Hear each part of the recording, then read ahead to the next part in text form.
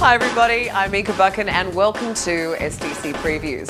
The offerings this week range from the fast to the easy to the just plain bizarre, kind of like me. So let's get going. First up this week is the highly anticipated new movie from the Wachowskis. It's the story of a young driver named Speed, a girl named Trixie, and a car called the Mach 5. Based on the popular cartoon series, this is Speed Racer.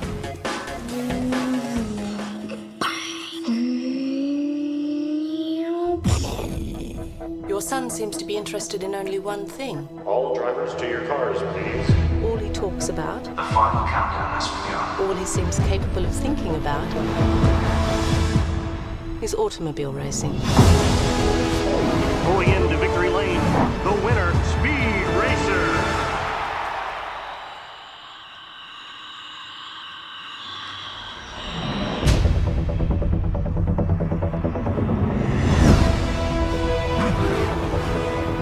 He's going to be very good. No, he's going to be the best. For my family, racing's everything. I watch you do some of the things you do. You just take my breath away. I am so proud to be your mom.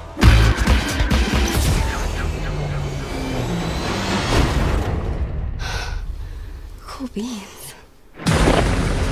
Speed Racer, what are you thinking? That race was fixed. Someone's trying to crush everything in my life that matters to me. How can we fight this? The only way you'll ever stop these people is to bring them to justice. Racing's the only thing I know how to do, and I gotta do something.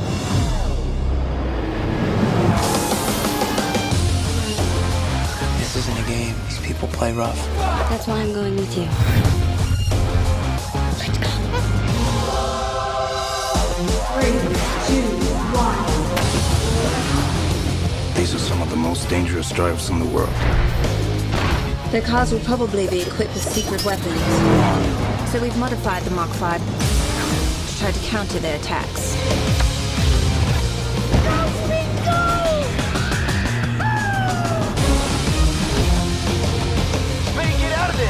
I can't move! That's my boy! Speed Racer is back! Hubba hubba. Speed Racer, slow down! So that's what it would feel like to play Gran Turismo on acid. And who knows, knowing Andy and Larry, maybe that's exactly how they came up with the film's look. Either way, with the Wachowskis making the calls, we're not terribly worried about the film looking cool. Even the last two abortive Matrix movies look cool. No, quite frankly, we're more worried about the film making sense. But between Matthew Fox, Christina Ricci and Emile Hirsch, they managed to pull together a pretty hip cast. So maybe the movie has a script after all. And if not, let's be honest, going to see a Wachowski movie for the story is like reading Playboy for the articles. So just sit back and enjoy the ride. Besides, it certainly can't be worse than our next film. Two lonely people head to Sin City and manage to check off every Vegas and romantic comedy cliche along the way, right down to the title. It's called What Happens in Vegas. Okay, everyone, I'm gonna bring him in, turn on the lights, and that's when you yell, surprise. We need to talk. I don't want to marry you, Joy. I'm sorry. Surprise. Did you guys hear that? You're fired. Don't get me wrong, you're like a son to me. Dad, I am your son. Yeah. Here's the one place where you can step up and be a man. Community college? Where can you go? You can forget all your troubles. Vegas! Vegas! Come on, one drink. Your Vegas isn't exactly my Vegas. Well, maybe it should be. I'm not usually this much fun!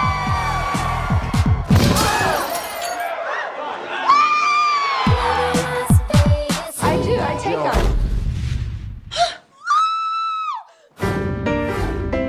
You know what? I'll call you about the annulment. Why don't you just email me? We'll always have Vegas.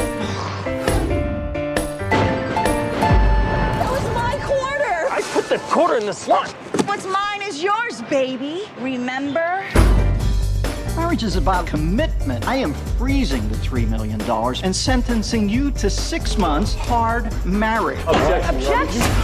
How hard can it be? I know how hard it isn't. Till death do us part. Not if I don't kill you first.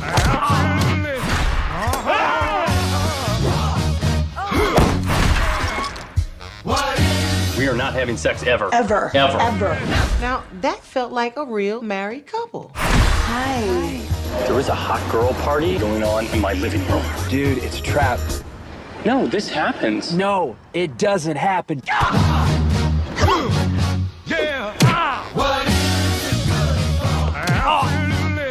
Almost done. Oh, yeah. This is happening. By the way, it's your day for dishes.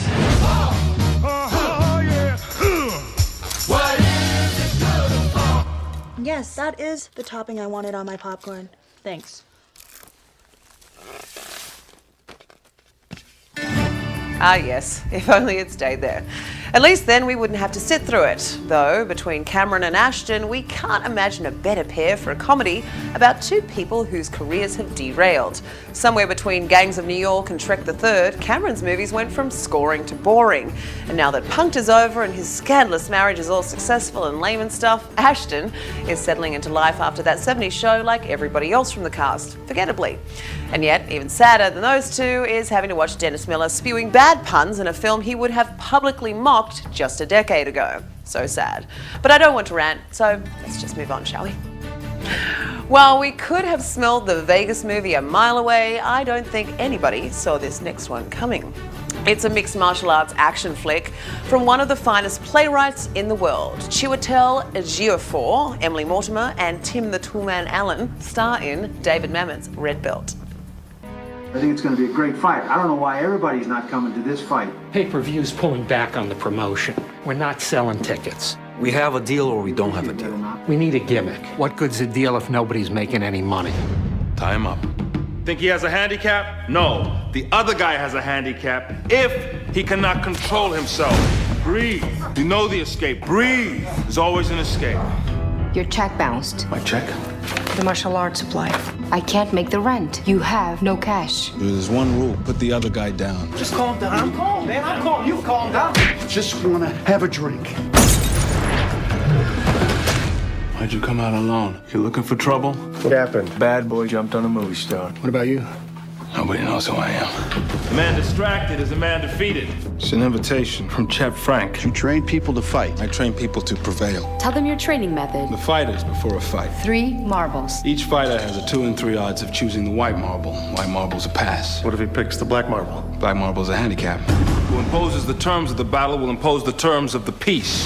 Each fighter will pick a marble. Should he pick a white marble, he'll be given a pass. You draw the black marble, you're either going to have one arm tied to your body or potentially both arms tied to your body. You stole my idea. You can't copyright an idea. He has a document of his training regime that he's used for many years. You want to make some money? Fight on the undercard. It's worth $250,000. Competition is weakening. What about the fighter's family? What do they eat? The fight is fixed. We pick who gets the white marble. Who gets the pass tonight? You. I'm ending the charade. Mr. Flair, I need to talk to you! You think you're going to the ring? You're going nowhere, Mike. You're going nowhere. There is no situation you cannot escape. You know the escape. Okay, we're not going to pretend we know what's going on here. We're big fans of David Mamet, and this is unlike any Mamet we've ever seen.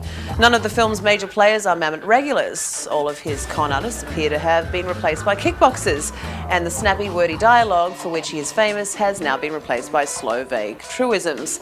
There is, however, one Mamet trademark that is thankfully present here: the mind games. Nobody screws with his characters' heads and minds like Mamet. Granted, the notion of introducing anything cerebral into the ultimate fighting world seems like a complete waste of time, but if anyone can pull it off, Mamet can. And watching him do so should be, at the very least, really rather entertaining.